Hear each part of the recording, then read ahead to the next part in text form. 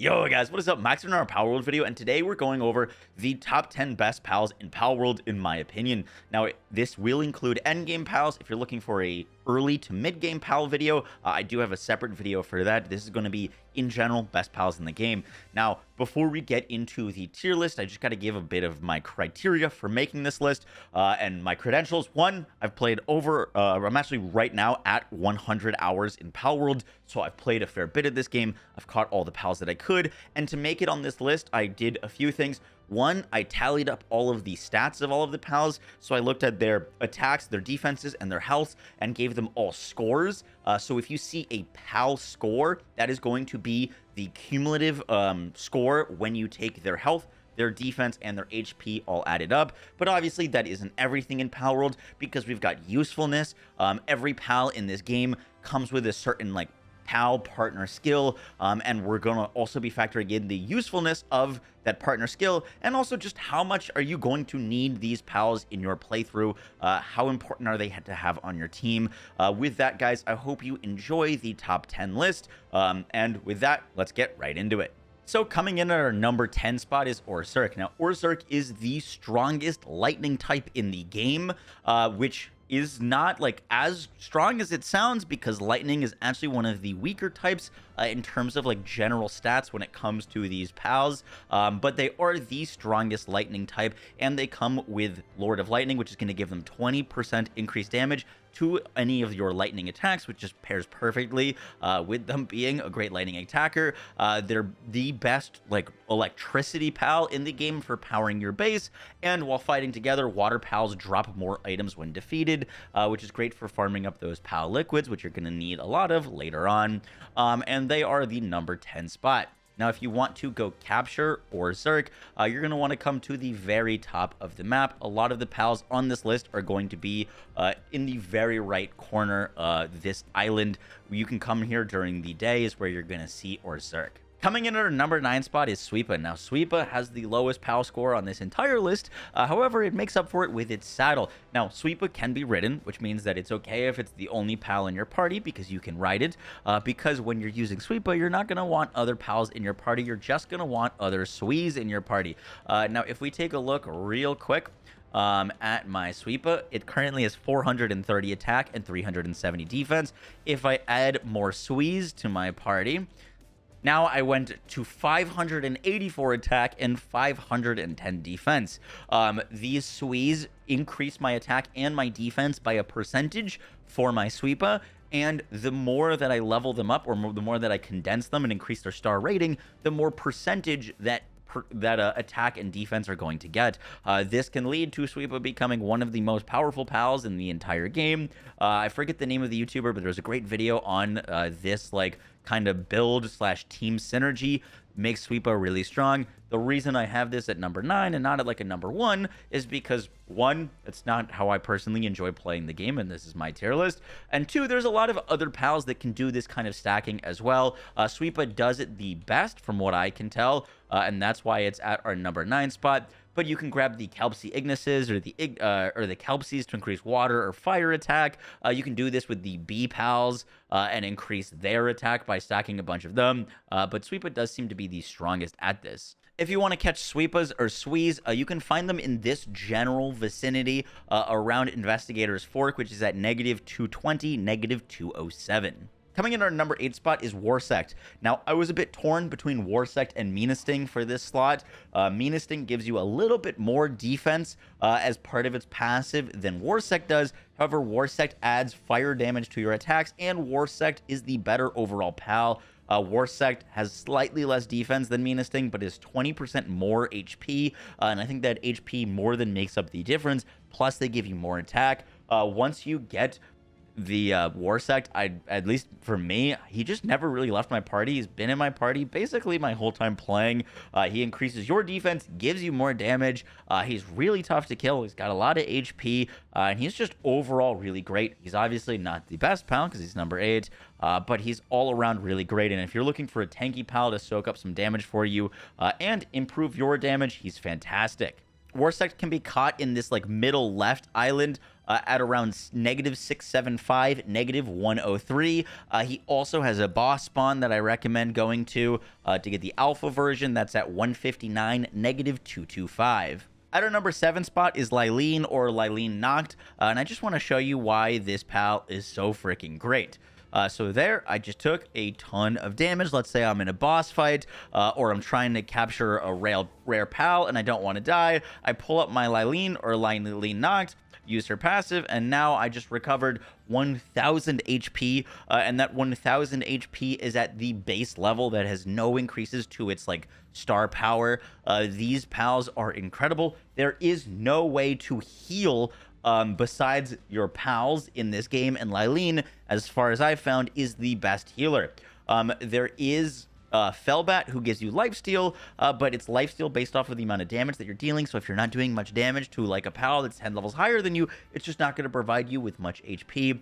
Lylene comes in a dark type, which is Lylene Noct, and she's also got just normal Lylene, which is grass type. I prefer Lylene Noct because she comes with some really powerful ice attacks as well as dark attacks, and then obviously you can put like a grass attack on her. So you go ice, dark, grass, which is what I plan on doing with her. And she also comes with some really great stats. It's not like she's useless and you can only be used as a healer. She's coming in around with 435 pal points, which puts her just like slightly below the like average of this tier list. But that healing function is so helpful. And when you're about to catch a pal, but you're about to die, or you're about to be the gym leader, but you're low on health, you will thank me later for having this pal in your party. Just super great. You can capture Lylene Noct, the dark version, at -160, 346, and you can capture the grass version at 661, 644. The island at the top right, you're going to have a lot of pals there. Coming in our number 6 spot is Phalaris. Now, Phalaris is a really powerful fire type. It's got great stats, great attack, great defense.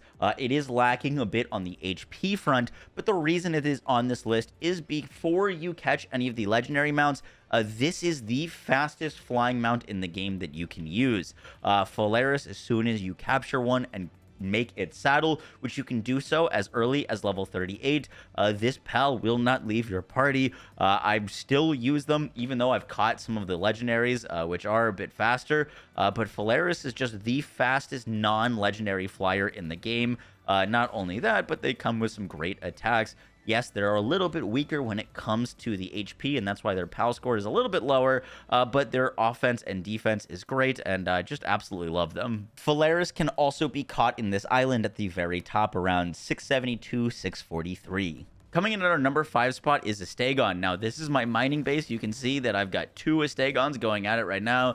They're both hitting this stone for like 50 to 65 damage, and Astegon is one amazing looking, like they're crazy looking, like dark dragon types, but they're also one of the best, or the best mining pal in the game. They come in with incredible stats. Mine's got 628 attack, 641 defense. It's got 4 mining, 1 handiwork, and they learn some pretty awesome dark and dragon moves, particularly dark laser. You're gonna want this pal not only because they look awesome, but also because they're great in combat. They do have a little bit lower on the health side, but great attack, great defense. But the real reason you're going to want to capture a lot of them is they are the best miners in the game. And obviously, collecting resources is very, very important in this game. And so I will always have these guys not only on me, but also working at my bases. They are fantastic. You can capture Astegon in the same kind of endgame island in the top right, 672, 642. Now, before we get into the top 4, I do just want to give a bit of a disclaimer, or just kind of explain my reasoning. So I'm going to talk about the legendary pals at the end of this top 4, because the legendary pals are the best pals in the game. However, they're legendary, and you're not going to be able to capture them until much later, and they blow the base pals out of the water in terms of stats. Just like if you add up the like base pals at level 50, their like health, their defense, and their attack, the legendary pals typically have more than double all of their stats combined. So I will be talking about what the best pal in the game is, which is legendary pals, but I still didn't want to exclude really cool base pals from being on this list just because the legendaries are so freaking strong. So we're gonna do the top 4 now, and they're just going to be normal pals, and then I'll talk about the top 4 best pals in the game, which are obviously all the legendaries, and how those rank up. At our number 4 spot, we've got Anubis. Now, Anubis's passive is when fighting together, applies ground damage to the player's attacks, sometimes dodges attacks with a high-speed sidestep while in battle. Now, Anubis has one of the highest attacks in the game. It also comes in with an incredible amount of HP. Mine's got 4.3k HP, 647 attack. It is lacking a bit in defense, which can make it a little bit more difficult in combat. However, its passive does make up for that. It'll just sometimes totally dodge attacks. Now, Anubis is on this list because 1, it's really strong attacker, 2, got a lot of HP, but it's also the only handy-working 4 pal in the entire game. You are going to, once you find one of these things, want to farm a ton of them to try to get one with Artisan, which is going to give them 50% increased work speed. Obviously, Palworld is a lot about crafting and base building and manufacturing a bunch of different products and things. And Anubis is just the best pal in the game to have in your base for its 4 handiwork. Not only that, but it also makes a really strong attacker. You are not going to be wasting any time at all if you're trying to capture a bunch of these, trying to get good passives for work speed and also getting some more attack on them. They're just really great, and that's why they're at our number 4 spot. The one spot to catch Anubis is at -134, -95. Coming in at our number 3 spot is Jormuntide. Now, Jormuntide has some of the highest attack stat in the game. It's got solid defense and an incredible amount of HP. Mine's coming in at around 4,731, some of the highest HP of any of my pals. The real reason this guy is on this list, though, is because he's just such a great attacker. Now, he is water type, which in my opinion ranks him higher. Fire is the strongest technical type in the game. You encounter a lot of fire type pals later on in the game, and I just didn't come across many strong water types. Jormuntide is the strongest water type in the game in my opinion, and he boosts the Lord of the Sea passive, which increases your water type attack by 20%. The only reason Jormuntide isn't number 2 on this list, because I originally was going to have him at number 2, is because of his partner skill. He can be ridden to travel on water, and you don't consume any stamina while moving over water. I was so excited to build the saddle for this guy. Unfortunately, he moves like a snail on water. I thought I was going to be zipping around water faster than on land with this guy, and he just moves really, really slow. There's not really any point in building his saddle, so that's why he's not number 2 on this list. Number 2 is just all around better in my opinion, but because he's so strong, because he's so healthy, and because he's, in my opinion, the best water type in the game, I've got him at our number 3 spot. Now, if you want to catch a Jormuntide, I recommend coming to this spot right here. There's actually 2 spots. The one that I'm going to be showing is at 346, -86. You can catch the alpha or boss Jormuntide at level 45. Coming in our number 2 spot is Blazamut. Now, I was a bit torn between Blazamut and Incineram. Incineram is an incredibly high damage focused attacker. However, I think Blazamut is just a better, well-rounded pal and comes with better passives and stats. So Blazamut, he's kind of glitching out on me right now. Blazamut gets the partner skill Magma Kaiser, can be ridden, enhances fire attacks while mounted. I believe this is anywhere from 30 to 50% increased fire damage while mounting him. When you pair that with his inherent Flame Emperor for another 20% increased fire attack, and also having one of the highest, or I would say top, I think it's top 4 attack stats in the game. This is just a monster, and fire type is the strongest, elemental type being strong against 2 different things. He also comes with Mining 4, which I praised Astagon for having. He also has Mining 4 and Kindling 3, so he's great in the base, he's great in the field. You can ride him as a mount, so you can look for mount speed things, and you're going to deal a ton more fire damage. And he just learned some really crazy fire moves like Fireball, 150 power. This is, in my opinion, without a doubt, in the top 3 pals. I put him at number 2 spot, and if you want to farm him, you can do so in this island up here. But he also has a spot where he actually spawns as a boss, and that is going to be at -442, -560. Coming in at a number 1 spot for the strongest or best must-have pal in Palworld, at least in my opinion, for non-legendaries, is none other than Shadowbeak. Now, Shadowbeak is amazing for many, many reasons. One, Shadowbeak is a ground mount that is actually a very, very quick ground mount. You can run around on them. Let me land him real quick. You can run around on him really fast on the ground. He is also a flying mount, which you can just take up into the air. Another amazing thing about Shadowbeak is he consumes the least amount of stamina of all of the other mounts that I've tested. I was covering distance and I was doing like a timed run, and Shadowbeak, while not being the fastest mount in the game, does consume the least amount of stamina of any of the mounts, meaning that you can stay airborne crossing gaps in areas for the longest amount of time, staying airborne with him and stay sprinting for the longest time. So even though he's not the like absolute fastest, because he doesn't need to stop to like regain stamina or land, you can just fly this guy forever, which is so nice. Constantly having to land is pretty annoying.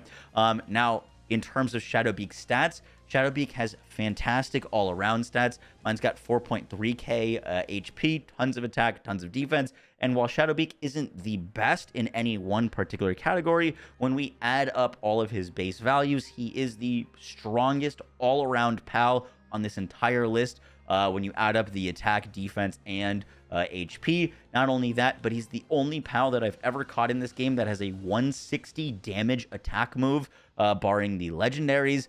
Divine Disaster is an absolute melter of a skill, and then you can take this and then grab some other skills, like if you wanted to go add fire, water, lightning, whatever. He's obviously terrible around the base, so he's only got 1 gathering, and I think that is because this is a pal that is meant to be in your party. He's meant to be fighting alongside you. If you're mounting Shadowbeak, you're going to get that damage boost to the dark type attacks, which he's got the strongest one in the game. This is his exclusive skill. No other pal in the game can learn Divine Disaster, and while there are other pal exclusive skills, this one seems to be the strongest in the game, at least for, once again, non-legendaries, and that is why I've got Shadowbeak at our number 1 spot. Now, Shadowbeak can once again be caught at this island around 656, 646 in the top right corner of the map. Now for the pure, just strongest pals in the game, these are all legendaries.